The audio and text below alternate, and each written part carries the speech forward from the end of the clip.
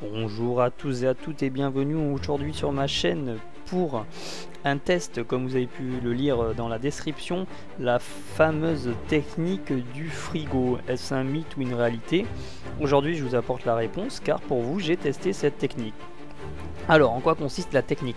Alors, comme vous avez pu le voir sur les précédentes photos, qui étaient juste un petit peu avant cette vidéo, j'ai tout simplement mis mon caisson de caméra directement dans le frigo pendant une dizaine de minutes, avec donc le capot ouvert, pas de caméra dedans évidemment. Et sur la deuxième photo, vous avez pu constater que je venais mettre de la caméra dedans. Donc en fait ce qui s'est passé, c'est que j'ai mis donc mon caisson, comme je viens de le dire, 10 minutes au frigo, je suis parti, je l'ai laissé tel quel, et en revenant, j'ai juste entrouvert le frigo, j'ai positionné ma caméra, j'ai fermé le caisson hermétiquement sans mettre de leaflet anti-buée. Alors pourquoi j'ai voulu tester cette technique? D'une part parce que c'est une technique que l'on retrouve souvent sur les forums, et c'était notamment des plongeurs qui faisaient souvent remonter cette technique utilisée. Et moi-même en fait j'ai déjà testé cette technique, mais essentiellement dans le domaine de la plongée. Pourquoi j'ai voulu la tester aujourd'hui en plein air? Tout simplement parce que je me suis dit que cette technique était essentiellement utilisée pour les plongeurs. Pourquoi? Parce que lorsqu'on plonge, forcément l'eau est à une température qui est relativement basse, et dans un frigo on est toujours situé entre 3 et 4 degrés. Donc je me suis dit peut-être que les données sont faussées du fait que l'air ambiant, l'air entrant dans la caméra est situé entre 3 et 4 degrés, et souvent dans l'eau on est, suivant la plongée qu'on va faire, on va souvent arriver dans ces températures là.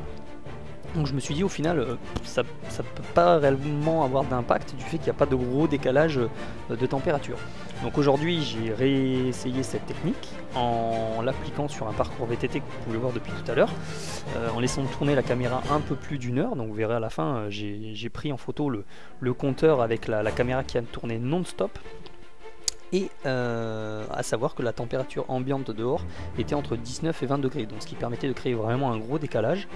Et par contre le verdict de savoir si ça fait de la buée ou pas au bout d'une heure et quart, ça vous le verrez à la fin de cette petite vidéo, et une fois que j'aurai terminé de parler. Parce que pour toujours vous expliquer le principe de cette technique, en fait, les plongeurs qui étaient donc sur les forums de caméra, que ce soit GoPro ou AEE, spécifiaient qu'en fait cette technique avait pour but de supprimer l'air ambiant qui était peut-être chargé d'humidité, et le remplacer par de l'air sec, parce que l'air froid est beaucoup plus sec que l'air ambiant, ou dans une zone tropicale, ou même chez moi où je suis dans une zone du sud où il peut y avoir de l'air très humide, surtout en bord de mer. Tout simplement cet air peut stagner dans la caméra. Donc le but est tout simplement de remplacer cet air là par de l'air froid et sec qui sera emprisonné lorsqu'on viendra fermer hermétiquement la caméra.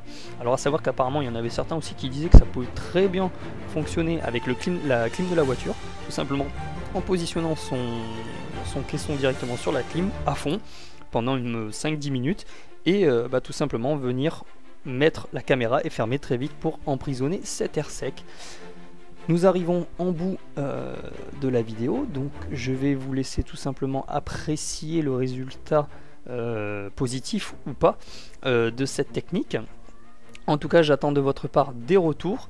Je vous remercie à tous de continuer à me suivre, et n'hésitez pas non plus à me faire des propositions pour de futures vidéos, futurs tutos, ou tout simplement des techniques que vous auriez soit à me soumettre, ou tout simplement des techniques que vous aimeriez apprendre, si toutefois celle-ci existe.